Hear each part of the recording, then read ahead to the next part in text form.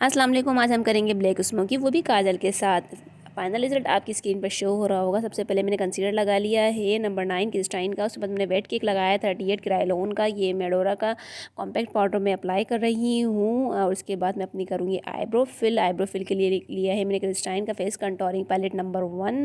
उसके बाद मैं आईब्रो फिल कर रही हूँ। आईब्रो फिल करने के बाद मैं उसे कर लूँगी कॉम करने के बाद मैं लाइट शेड लेकर अपनी फिंगर से अपनी आई लिड पर लगा लूँगी। उसके बाद मैं फ्लफी ब्रश की मदद से ऊपर की जानिब ब्लेंड कर दूँगी। काजल लेकर मैं जैसे हम लाइनर लगाते हैं इसे मैंने अप्लाई कर लिया है। उसके बाद मैं अपनी फिंगर टिप से उसे ब्लेंड कर रही हूँ।